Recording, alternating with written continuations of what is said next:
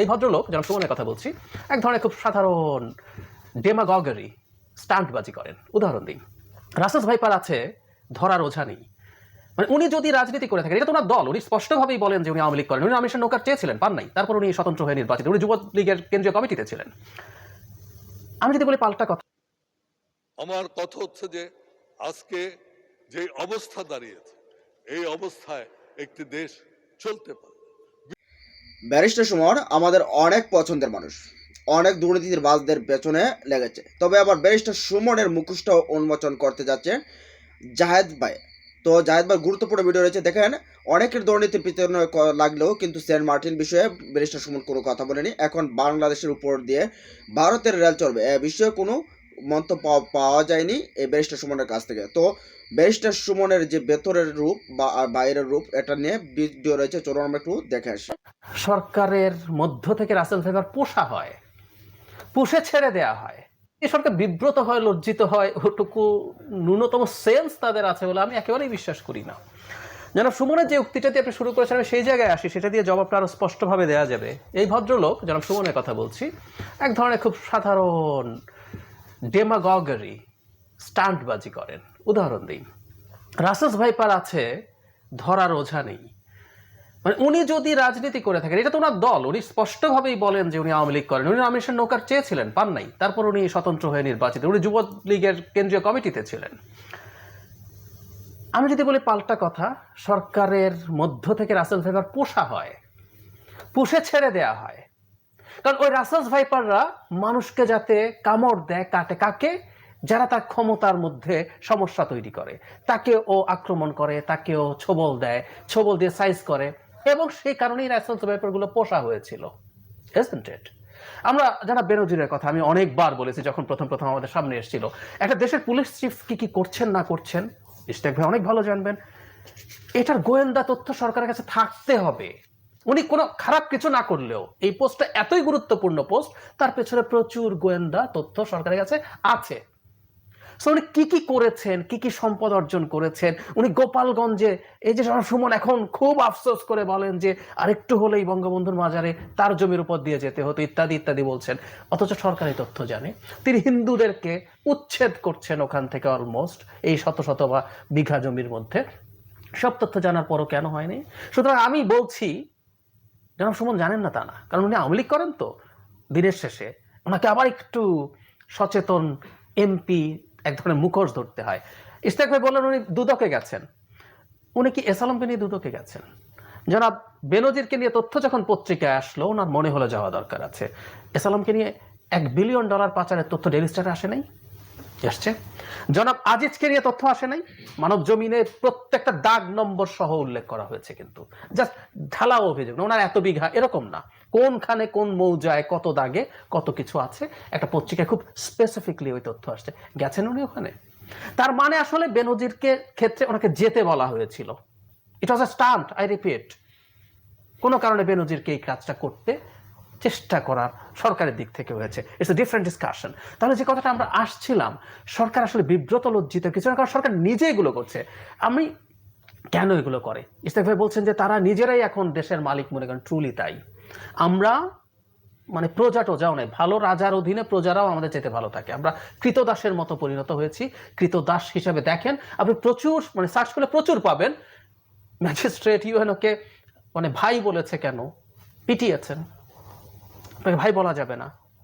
আরে ইউএনও নির্বাচিত পৌরসভা মেয়রকে তুই তাহার করে গালিগালাজ আমার কাছে অডিও আছে। তো তাহলে খেয়াল করেন ওনাদের ওই জায়গাটা, তো ওই জায়গাটা ওনারা গেলেন কেন?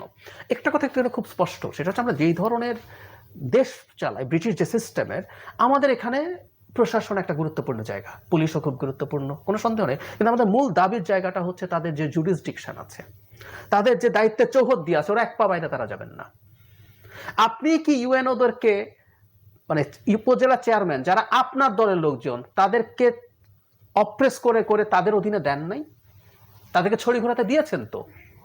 একইভাবে প্রত্যেকটা ক্ষেত্রে তারা যখন ক্লেম করে যে আমরা ক্ষমতায় রেখেছি, আমি রাসেলস ভাইপার হয়ে আমি বিরোধী দলকে দংশন করেছি, তাকে শেষ করে দিয়েছি, সো আমার তো একটা ট্রেড অফ লাগবে, আমি কেন এই কাজটা করব?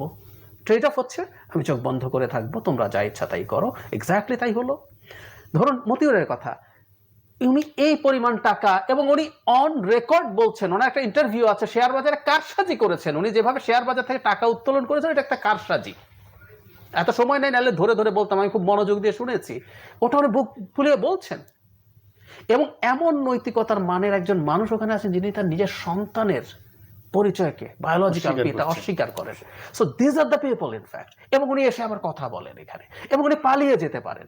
পালিয়ে যেতে আসলে দেয়া হয়, জানেন, আমি মনে করি কারণ হলো এনারা ধরা পড়বেন। কারণ উনি যে এত শত শত কোটি টাকা বানিয়েছেন, এটার বেনিফিট আরো বহু দিকে বহু ছাড় দিয়েছেন, সব তো আসবে। এদেরকে ট্রায়ালে নিলে সমস্যা কোথায়? পিকে হালদার বাংলাদেশে ফিরতে চেয়েছিল, তো আনা হবে না, আপনি নিশ্চিত থাকেন। কারণ পিকে হালদার যে টাকা মেরে দিয়েছে, সেটা কিভাবে মেরেছে, সেটা কার সাথে যোগ সাজস, কিভাবে কে কে হিস্সা পেয়েছে, এজন্য বারবার বলছি রাসেলস ভাইপার থেকে পোষা হয়, ওর থেকে বেনিফিট পাওয়া যায়। সুতরাং সরকারের ওই দিক থেকে কোনো কিছু নাই। এখন জনাব ওবায়দুল কাদের আসলে এখন যেহেতু অনেক শোরগোল হচ্ছে, অনেক কথাবার্তা হচ্ছে, তাকে বলতে হয়, তাই হয়েছে, ওনারা এয়ারপোর্ট দিয়ে চলে গিয়েছে। দুর্নীতি সাম্প্রতিক সময়ে আমরা দেখেছি, কিছু কিছু ঘটনা আমাদের সামনে এসেছে, চিন্তা করা যায় না। কিছু গুরুত্বপূর্ণ প্রতিষ্ঠানের গুরুত্বপূর্ণ ব্যক্তি যারা এই প্রতিষ্ঠানগুলোর নেতৃত্ব দেয়, তাদের বিরুদ্ধে আজকে দুর্নীতির অভিযোগ আছে। দুর্নীতির অভিযোগ 100 কোটি টাকার না, হাজার হাজার কোটি টাকা। কি হয়েছে? ওনারা এয়ারপোর্ট দিয়ে চলে গিয়েছে। আরে কত লোককে এয়ারপোর্টে থামানো হয়েছে, যেতে দেওয়া হয়নি, পরে কোর্টের পারমিশন নিয়ে যেতে হয়েছে। আজকে কি বলা হচ্ছে? কোর্টের পারমিশন ছিল না, সেই জন্য তারা চলে গিয়েছে। কেন আপনারা এয়ারপোর্টের লোক বন্ধ করে না যাওয়া?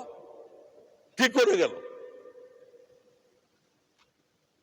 আমার কথা হচ্ছে যে আজকে যে অবস্থা দাঁড়িয়েছে, এই অবস্থায় একটি দেশ চলতে পারে, বিশেষ করে সবচেয়ে, এবং আমাদের এখানে অনেকগুলো সংস্থা আছে, যে লোকগুলোর ইতিহাস আমরা পড়ছি, যে বছরের পর বছর তারা এগুলো করেছে।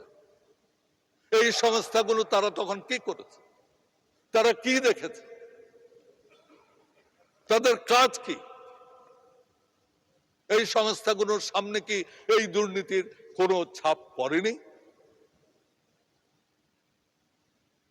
সুতরাং আজকে সময় এসছে এই দুর্নীতি নিয়ে, এই সমস্ত ব্যবস্থা নিয়ে আমাদের একটা পর্যালোচনা করার সময় এসছে, যে কেন আমি যারা দুর্নীতি করেছেন তাদের শাস্তি চাই, কিন্তু সাথে সাথে যে ব্যবস্থায় এইরকম দুর্নীতি হতে পারে তার সেই ব্যবস্থার একটা পর্যালোচনা দরকার।